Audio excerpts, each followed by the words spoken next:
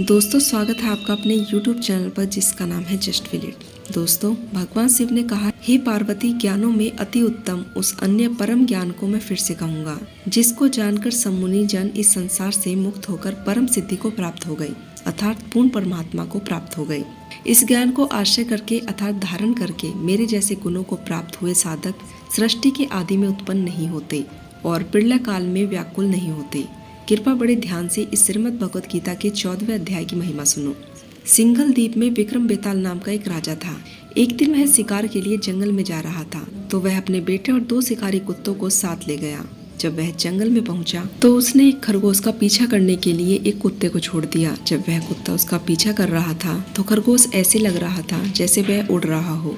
दौड़ता भागता वह खरगोश एक सुंदर आश्रम में पहुंचा जो अत्यंत शांत था। एक हिरन वृक्षों की छाया में आनंदपुर बैठा था और बंदर आनंदपुर उस वृक्ष के फल खा रहा था। बाघ के बच्चे हाथी के बच्चे के साथ खेल रहे थे और सांप मोरों के ऊपर रेंग रहे थे। इस जंगल में महान ऋषि वत्स रहते थे जो श्रीमद् भगवत गीता के 14वें अध्याय का पाठ करके भगवान कृष्ण की पूजा करते थे। महान वत्स के आश्रम के पास उनका एक शिष्य श्रीमद् भगवत गीता के 14वें अध्याय का पाठ करते हुए उनके पैर धो रहा था। उस स्थान की धरती गीली हो गई। तभी वह खरगोश दौड़ता हुआ आया और कीचड़ में फिसल गया। तुरंत उस खरगोश को दिव्य शरीर प्राप्त हुआ। एक हवाई जहाज नीचे आया और उसे उठाया और स्वर्ग के गृह में ले गया। कुछ क्षण बाद कुत्ता खरगोश को खोजता हुआ वह भी वहां पहुंचा और उस कीचड़ में फिसल गया। उसने कुत्ते का शरीर त्यागा और स्वर्गीय शरीर प्राप्त किया और उसे भी स्वर्गीय गृहों में ले जाया गया। यह सब देखकर महाराज वत्स का शिष्य हंसने लगा।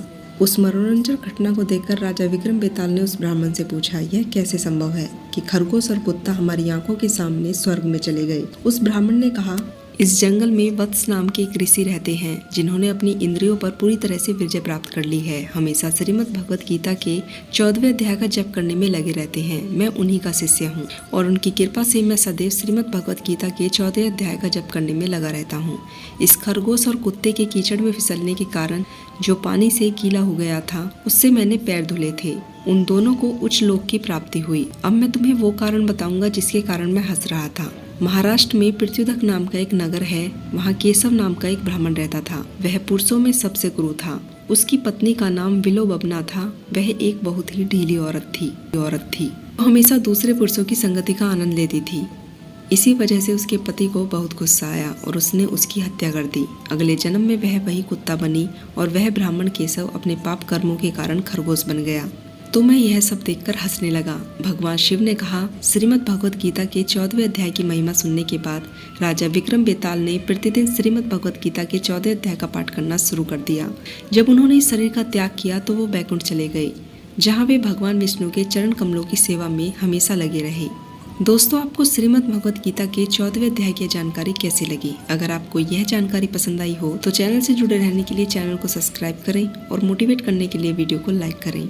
तो दोस्तों, मिलती हूँ कल श्रीमद् भगवत गीता के 15वें अध्याय के साथ। तब तक के लिए आप अपना ध्यान रखें, खुश रहें। जय सनातन, जय श्री राम।